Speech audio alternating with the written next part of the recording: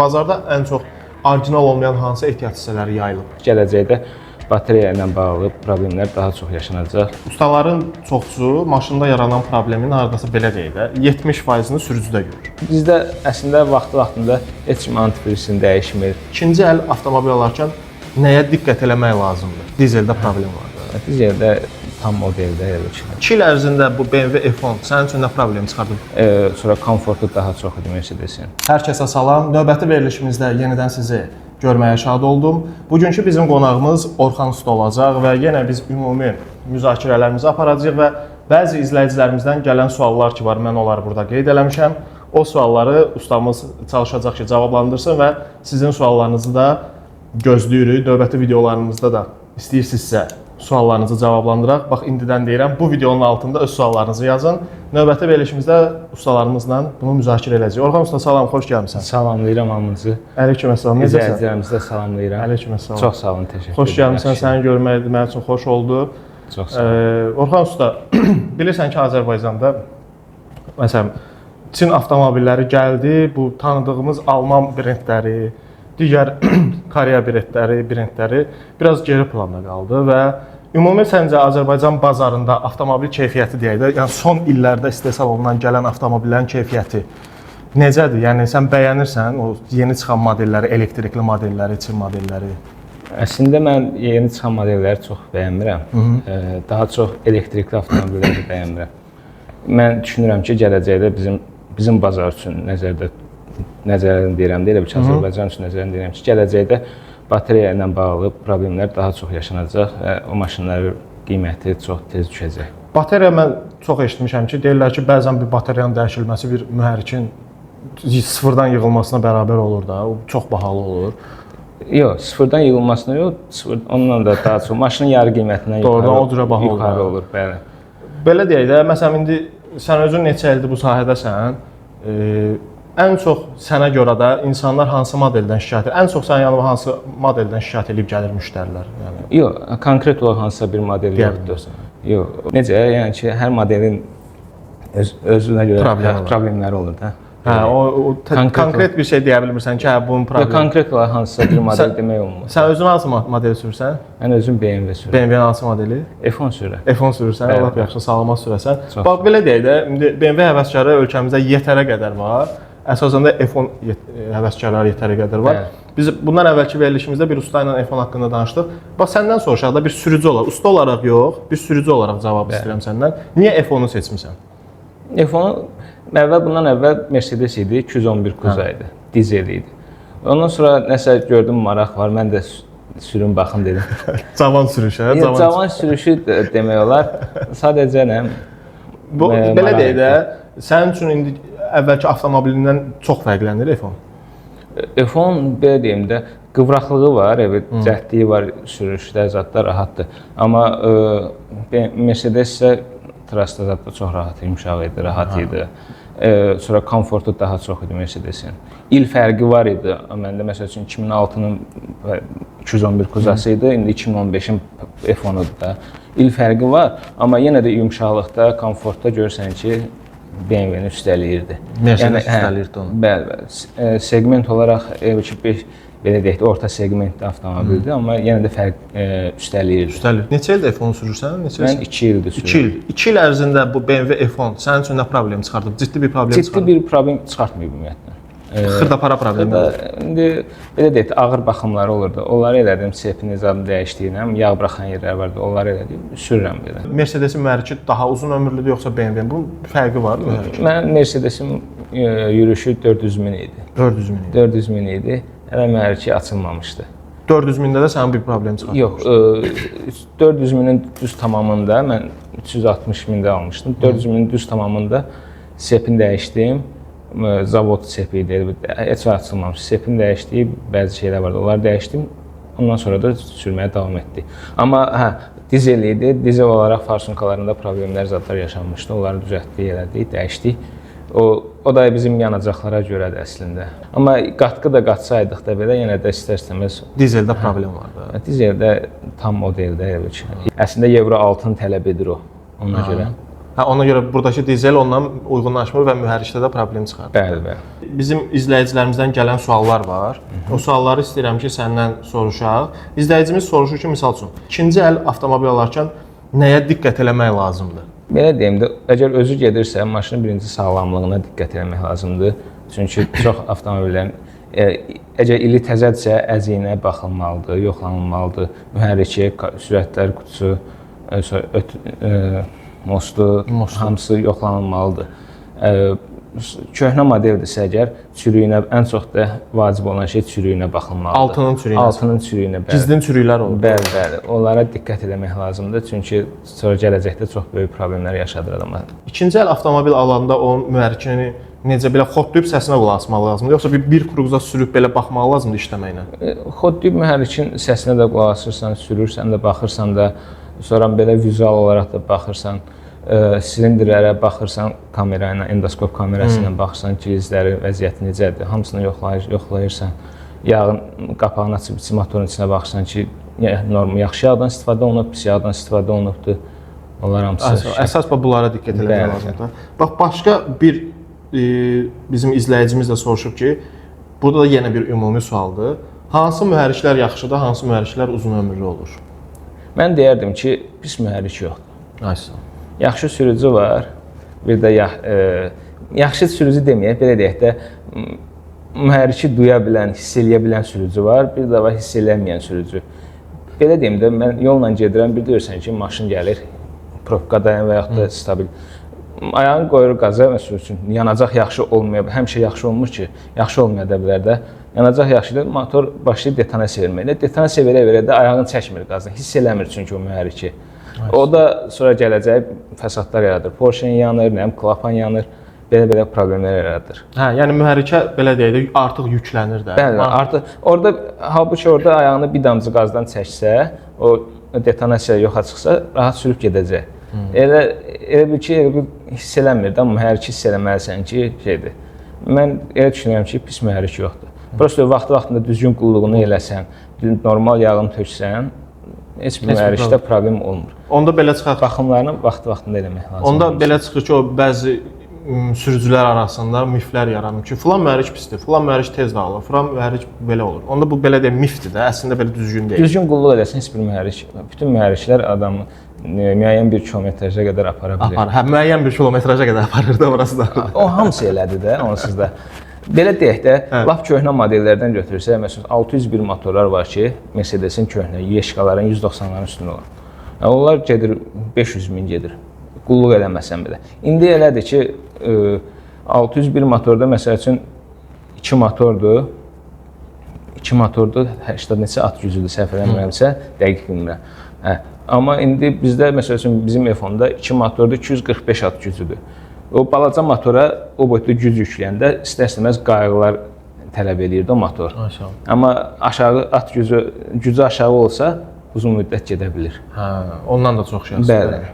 Bax, başqa bir izləyicimiz də bizə yazıb soruşub ki, maşından o sürəndə səslər gəlir, taqqıltı gəlir, motordan gəlir, oradan gəlir, bilmirsən hardan gəlir də. Maşından hansı səslər gəlsə, deməli ciddi problem var da. Bu səslərdən necə bilmək olar? O səslərdən, əsas mühərrikdə səslər gələndə birinci registratörü yoxlatdırmaq lazımdır. Amma askı sistemində də yenə də yoxlanmasa dəqiq belə bilmək olmur ki, şeydir. Bax, problemli səsdir yoxsa onun sürücü özü aydınlaşdıra bilməz. Usta, mütləq usta gedir. Bəli. Neçə ildir təxminən bu sahədəsən? Mən 2010-dan bəri. 2010-dan, ay maşallah. 2010-dan bu yana qədər ən belə də fərqli problem nə görmürsən? Məsələn, hansı problemlə çox yaxınlaşıblar sənin yanına? Mühərrikdə deyək, ümumi deyək, ən çox avtomobillərdə hansı problemlər çıxır? Ən çox avtomobillərdə belə deyək də mühərriklə bağlı da ən çox qızdırmaqla bağlı problemlər çox yaşanır. Qızdırmaq necə yəni? Mühərrikin hərarəti həddindən artıq yüksəlir. Termostatın da problemi. Termostatın da bizdə əslində vaxtında heç kim antifrizini dəyişmir, normal antifriz tökmür deyə. Bilmirəm, indi Sovetin vaxtından, mənim yaşım o vaxtları görməmişəm. Sovetin vaxtından nəsə cəmaət çox vaxt indi antifriz tökməyə başlayırlar da. Əvvəllər Adi su tökür. su tökürdülər ki, yayda su töküm, qışda antifriz tökərəm. O da sistemi hamısını xarab edir. Elə bilirdilər ki, antifriz ancaq qış üçün. Bir də çox adam antifrizi elə ucuzda antifriz tökək, problem yoxdur da, sürək. Amma bilmirlər ki, ucuzda antifriz üçün fəsadları çox böyük olur. Məsəl üçün sistemi çürüdür. Başlayır radiatoru çürütməyə, alüminium nə qədər turba varsa onları çürüdür. Yağın radiatorunu blokda, qalovkada hamısında bir problem yaradır. Onu da əvvəlcədən bilmək olmur da, çürüyəndən sonra bilirsən. Çürüyəndən sonra görürsən ki, ya yağ suya qarışır, ya şey olur, ya radiator deşilir, görürsən ki, müştəri gəlir ki, bilirsən deyir, mən bezmişəm ustada, buna radiatorunu dəyişmək, onu dəyiş, bunu dəyiş. Sual verirsən müştəriyə, biraz sual verəndən sonra müştəri özü deyir ki, məsələn, mən ucuzda antifriz tökürdüm, falan antifriz tökürdüm. Deyirəm ki, ucuzda antifriz tökmək olmaz da. Deyir, usta su buraxırdı, xırda-xırda. Xırda-xırda davaf edib sürürdüm. Yəni, yenə də belə deyək də, sürücü məsuliyyətsizliyindən əmələ gələn şeylər hamısı. Bax, mən bundan əvvəldə neçə usta ilə söhbət eləmişəm. Hər dəfə məsələn ustalara belə sual verəndə və eyni cavab alıram demək olar ki, ustaların çoxusu maşında yaranan problemin hardasa belə deyək də, 70%-ni sürücüdə görür. Yəni sürücü vaxtında qulluq eləmir və yaxud da hər hansısa bir xırda problem olur, onu göz ardı eləyir ki, sürürəm də elə ki, sonra düzəldərəm də. Bax, bu şeyin qarşısını almaq üçün o hansı xırda problemləri deyə bilər ki, məsələn, bəzən görürsən ki, məsələn bir işıq yanır, göstəricə paneldə bir işıq yanır, göz ardı eləyirlər. Və yaxud da bir problem olur, dostu tanışı deyir ki, sür heç nə olmaz. Bu hansı problemlərdir ki, o vaxtında bilsən əgər, göz ardı eləməməlisən. O hansı işıq yansa deyək paneldə, onu göz ardı eləməməlisən. Bax, bunlar nə ola bilər ki, vaxtında müdaxilə eləməlisən o problemlər? Belə deyim də, adi su buraxırsa, görürsən suyun azalırsa, onu vaxtında gətirib yoxlatdırmaq lazımdır. Nədirsə, xırda bir problemdir ya böyük bir problemdir, onu aradan qaldırmaq lazımdır. Yağ sızıntısı varsa vaxtında qaldırmaq lazımdır, gətirmək lazımdır ustaya. Hansısa bir işıq yananda baxır avtomobildə hansı işıqlar yanır. Məsələn, ən ciddi işıq hansıdır? Motor işığı? Yəni, motorun yağın təzyiqinin işığıdır ən ciddi. Onu ümumiyyətlə sürmək olmaz. Mühərriki işə salmaq olmaz. Söndürməlisən. Yağın işığı yanırsa əgər mühərrikdə, belə deyək də, el arasında çaynik işarəsi deyilir. Çaynik işarəsinə oxşar işarədir. O yanırsa ümumiyyətlə sürmək olmaz. Mühərriki işə salmaq olmaz. Söndürüb saxlamalısan, evakuatorla aparmalısan. Bəli. Çünki orada yağlanma getmir, nəsə problem var ki, yağlanma, ya yağa yoxdur mühərrikdə, ya yağ nasosunda mı problem var, belə şeylərə görə. Sənə görə bu askı sistemləri, ən möhkəm avtomobil modelləri hansılardır ki, bu gec dağılır? Belə bir model var, indi deyə bilərsən ki, hansıların? Toyota Prado, Toyota Land Cruiser. Dağılmır. Yəni dağlarda da sürürlər, hər yerdə sürürlər. Ərəblər gör neyinir onu, hoqqa Ərəblər də sürür, bizim öz dağlarımızda da sürürlər də. Yəni maşın var ki, 2008-in Pradosudur, 2007-in Pradosudur, askı sistemində heç bir iş görünmür. O cürə möhkəmdir. Bəli. Yəni zavoddan müştərilərim var ki, deyir sıfırda məndə heç bir iş gördürməyibdi askı sistemi. Ümumiyyətlə heç bir iş gördürməyibdi Toyota Pradoda. Belə deyək də, yağın dəyişib, naklatkasını dəyişib sürüb maşın. Ona görə Pradonu çox sürürlər. Əsasında biraz yaşlı nəsil sürür Prado. Yaşlı nəsil sürür deyəndə, yəni mühərriki balacadır, heç bir komfortu yoxdur. Komfort deyəndə yumşaqlığı nəzərdə tutulur, amma komfort deyəndə yəni elektronikası, memory paketi, belə şeyləri yoxdur da.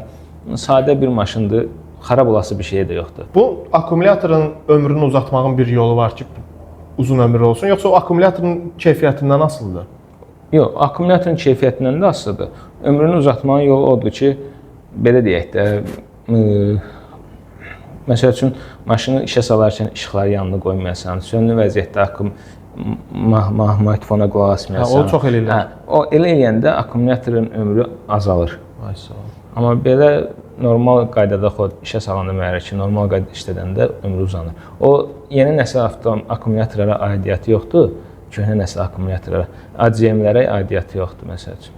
Usta, maşının periodondan çox səs gəlir də. Bəzi sürücülər, çox sürücülər hətta bu periodondan gələn səsdən şikayət edir də. Bu səs əsasən nədən qaynaqlanır və nədən sonra bu səs artmağa başlayır, yaranmağa başlayır? Askı sistemində ən çox səslərin tez yaranma səbəbi birincisi bizim yolların bərbad gündə olmasıdır. İkincisi düzgün təkər seçimi olmamasıdır. Bilirsiniz ki, təkəri böyük qoyuruq maşına, təkərin hündürlüyü az olur. O, məsələn, askı sistemi tez sıradan çıxardır. Onda təkərdən çox şey asılıdır. Təkərdən əlbəttə, təkərdən də asılıdır. Əsasən yoldan asılıdır. Yol yaxşı olanda təkər askı sistemində bir o qədər problem olmur. Amma belə deyək də, təkər yol da bərbaddır. Biz də təkərin belə deyək də, hündürlüyünü az qoyuruq, böyük təkər qoyuruq, askı sistemini tez sıradan çıxardır. İkincisi də belə deyərdim ki, keyfiyyətsiz ehtiyat hissələridir. Yəni baxırsan, görürsən ki, orijinal adı ilə alıblar, amma baxırsan, əldə tutursan ki, orijinaldan heç xəbər yoxdur. Yəni orijinal deyil, hiss olunacaq dərəcədə. Bəzən də elə olur ki, məsəl üçün orijinal adı ilə alır, seçə də bilmirsən. Ustaların özü də ilişir qalır ki, tanıya bilmirsən ki, bu orijinal maldır, yoxsa şeydir, necə deyim, giydirmə malıdır, keyfiyyətsiz malıdır. Əsasən avtomobilin hansı hissələrin bu bazarda, indi sən müşahidəvə əsasən də, bazarda ən çox orijinal olmayan hansı ehtiyat hissələri yayılıb? Ən çox, belə deyim də, alışdırma şamları. Əziyyət çəkir. Orijinal adı ilə satırlar. Orijinal adı ilə satırlar. İndi bəzi markalar var ki, firmalar var ki, biz onu istifadə edirik o markalarda. Onların da orijinal olmayanları çoxdur. O da problem yox. Elə bir vəziyyət yaranır ki, müştəri gəlir ki, mən alışdırma şamlarını dəyişmişəm, gəlir maşını görürəm ki, maşın qeyri-müntəzəm işləyir. Sökürəm, görürəm ki, şamlar keyfiyyətsizdir. Başqasını qoyuruq, düzəlir. Yəni çox dəfə olmasa ən azı ayda 3 dəfə, 4 dəfə belə hallarla rastlaşırıq. Bəs o alışdırma şamının orijinalını seçməyin bir yolu var, yoxsa çətindir onu seçmək? Bəzən çox vaxt seçmək olur, amma bəzən də elə olur ki, seçmək olmur. Baxışdan seçə biləcəyin bir şey var ki, bu baxanda bilmək üçün. Baxırsan, yenə də bəzən olur ki, elə birə-bir düzəldilər ki, seçmək olmur. O ancaq üstündən taxanda, bir də rəngindən baxanda, yəni diqqət eləyəndə bəzən seçmək olur rəngindən. Hər şey eyni olur. Dəmirin solğunluğunda, paralallığında hiss olur ki, bu keyfiyyətlidir ya keyfiyyətsizdir. O belə deyək, bu keyfiyyətsiz alışdırma şamı qoysalar üzərinə, sonra nəyidən bilə bilərlər ki, bu orijinal deyilmiş də sürəndə idarə eləyəndə? İdarə eləyəndə maşın çəkimin yaxşı olmur, qeyri-müntəzəm işləmələr olur. Yüksək sürətlərdə məsəl üçün çəkim əvvəlki kimi olmaya bilir. Ona görə xodlanmada problem olur bəs? Xodlanmaqda da problem, işə salmada da problemlər olur. Orada artıq bilə bilərlər ki, orijinal deyil də. Avtomobildə dizel yoxsa benzin? Dizel yoxsa benzin? Mən benzinə üstünlük verirəm. Səbəbi var onun? Mənim özümə görə səbəbləri var. Nədir? Dizeldə əlavə şeylər çoxdur. Məsələn, AdBlue var, tökülür. Sonra sajur filtr var, tutulur tez-tez. Çünki biz şəhərçi çox sürüb, probkada sürürük, tıxaclarda çox sürürük deyə. Ona görə də mən dizelin bir dənə qənaəti var, yanacaq qənaəti var. Başqa belə bir üstünlük görmürəm. Mühərrikin ehtiyat hissələri də baha olur benzinə nisbətən? Çox olur. Necə əlavə şeylər üstündə, mühərrikin üstündə çox olur. Benzinə nisbətən. Biraz qarışıq sistemdir. İndiki belə deyək də, indiki benzinlə dizeldə demək olar ki, fərq azalıbdır. Yenə də amma benzini mən üstün tutarsan. Bugünkü səninlə söhbətimiz də oradan da maraqlı alındı. Xoş oldu səni studiyamızda görmək, verilişimizdə görmək.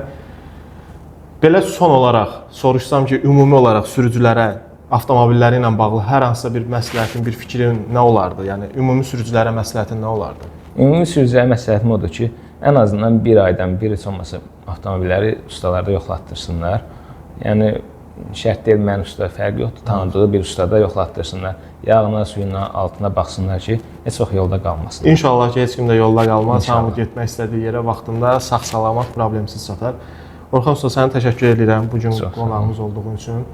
Belə, bugünkü verilişimizi də biz sona çatdırdıq. İnanıram ki, sizin verdiyiniz suallara Orxan usta ilə maraqlı və sizi qane edəcək cavablar verə bildik. Növbəti verilişlərdə, növbəti qonağımızla, növbəti ustamızla görüşmək üzrə özünüzdən müğayət olun, sağ olun.